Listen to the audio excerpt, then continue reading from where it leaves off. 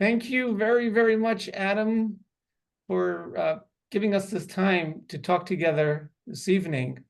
Greatly appreciated. After you gave your speech a couple of weeks ago at Beth Tikvah, the impact was very powerful.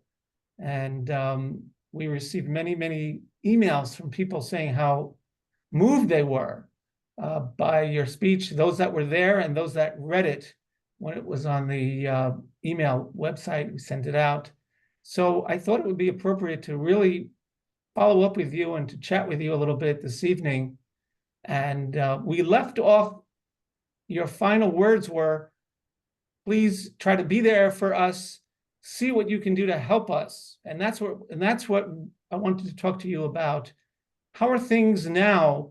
I mean, I know it's only been a couple of weeks, but have this been any changes at Concordia? First of all, thank you very much, Rabbi, for having me. It's good to see you again. I would say that in a lot of ways, the atmosphere and sort of the feeling on campus has remained the same. We're still seeing a lot of pro-Palestinian flyers being hung up. We're still seeing a lot of students walking around in keffiyehs. There's still an uneasiness, I would say, in the hallways for Jewish students. That hasn't changed. We're doing our best. We're still trying to support. We're still trying to, help where we can and get involved and stop the flyers from going up where we can and things like that. But frankly, not much has changed yet. We're working on it, though. Right. Do you feel that the staff and the faculty are paying more attention to your concerns and you and your classmates? Are you noticing any changes in that area? Once again, not quite yet. We're probably seeing the beginning of that as we're getting more organized and we're sort of developing more of a game plan, if you will, when it comes to dealing with the administration from a more bureaucratic level. I think they're sort of becoming more aware of us and more sort of aware of our concerns. They haven't quite acted on them yet, and we haven't quite fully voiced what we want and what we are going to voice. But nevertheless, I would say that right now we're still in very, very beginning stages where there's still a lot of work to be done to make sure that the issues that we're experiencing on campus and the issues that Jewish students are experiencing on campus are properly articulated and voiced to the right people, and that they understand that change is necessary. Right. I was curious, after you gave your very powerful presentation at Beth Tikvah, what did your friends say about it? What were they? Because I know that you had a lot of colleagues there, classmates and friends. What was their thoughts? I mean, thankfully they were all very proud. Bunch of good jobs, of course. But they all also came up and said it's true, and what you were saying resonated, and what you were saying is exactly how I'm feeling.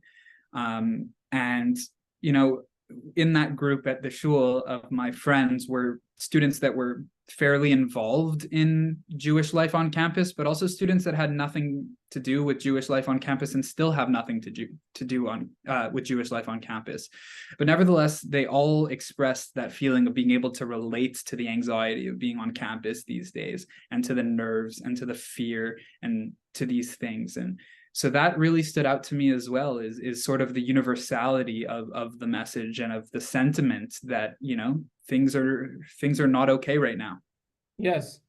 Have non-Jews reached out to you too, and to you and your friends? Maybe some of your classmates, have some of them noticed your anxieties, and have any of them offered to be there for you guys? Yeah. So there have definitely been instances of non-Jewish friends of mine, former colleagues, classmates, whatever, reaching out and expressing their sorrow for what happened on October 7th, for example, expressing their concern after the November 8th hijacking of our event. So yeah, there has been a lot of support from non-Jewish allies. We actually hosted a pizza event with a very famous influencer by the name of Caroline Demore, or the Pizza Girl, who is non-Jewish but has assumed, a really, really firm stance against anti-Semitism, and very, very publicly so. And so we had her come to speak to students, allies, right? Allies of the community. And so we had Lebanese students and Indian students and Christian students all there, all under one roof, all learning through the Pizza Girl how to be an ally and how to support and how to help. And it was truly beautiful to see so many people with that desire to help, even though they weren't Jewish or Israeli. That was very nice. Fantastic. That's very special. How did you guys make contact with this pizza person? So the event was in collaboration with Stand With Us, who is an organization that we've been doing a lot of work with, especially with everything going on. And they had the contact. And so it was through them that we were able to meet and create the event. Very interesting. I was working as a rabbi in Los Angeles when Stand With Us actually was started by a member of our synagogue. So I remember that organization just in its bare bones, and it's really grown and done a lot of great things to support those that are trying to promote Israel's security and Israel's safety, and also for the college kids, especially in the US and Canada. So that's great that you're working with them. Have you been working with them for a while? Stand With Us? Yeah. In the recent little while, I would say that it's taken an uptick where we're doing more work with them and collaborating with them a little bit more.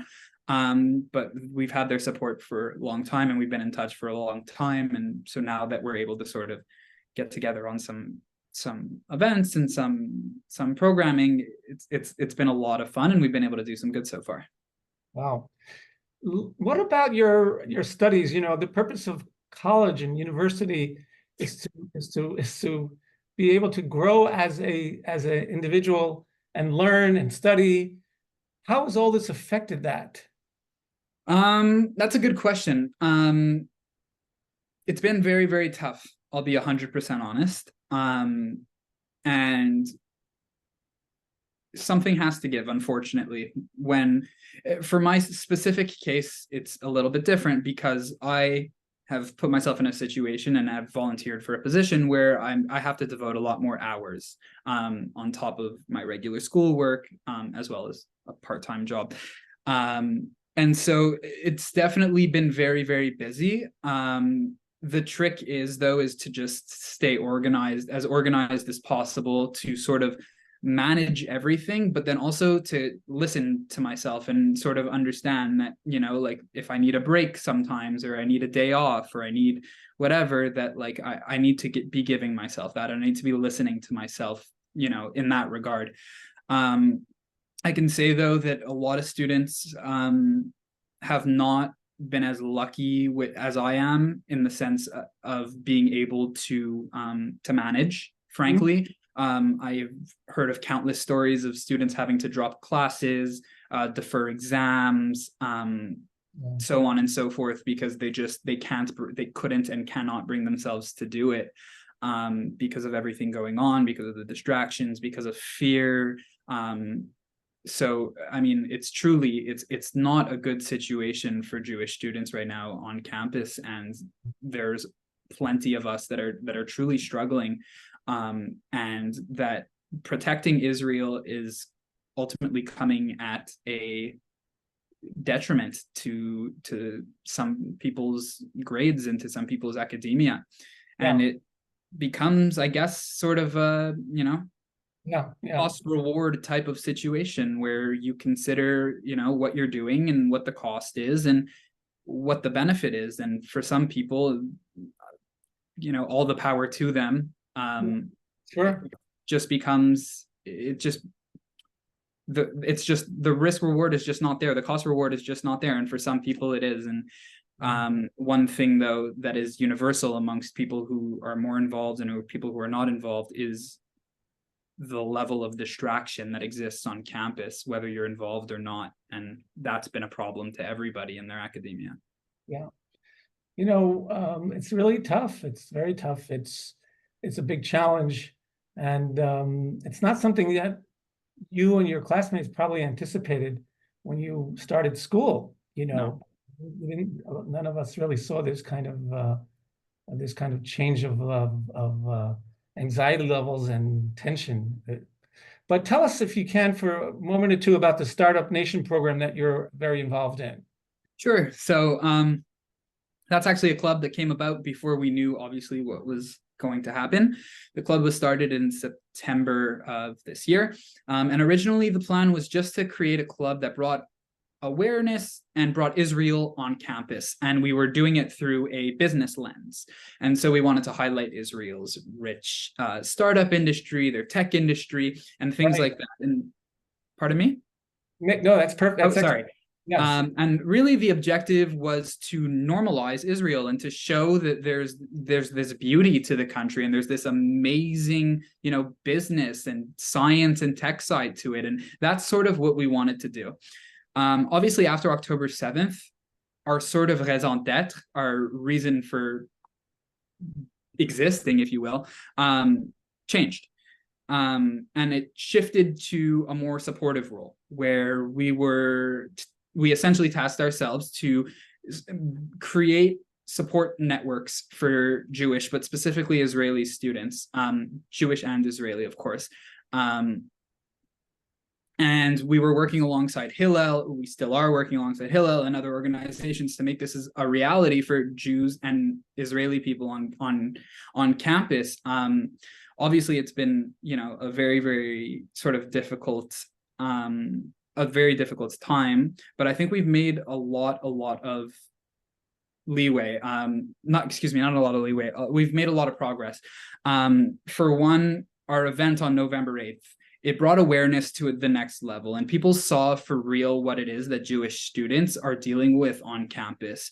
And us being able to sort of transmit that message to say, what happened was horrible, but we are here, we are not moving, and we are a solid pillar for the Jewish community at Concordia, was a really, really important thing at the time. And I think still is a very, very important thing for us to be, is a place where people know that they'll be supported and that they can talk about their issues, and that they have a group of people who are going through the same issues and who are worried the same way, and frankly, who are scared the same way.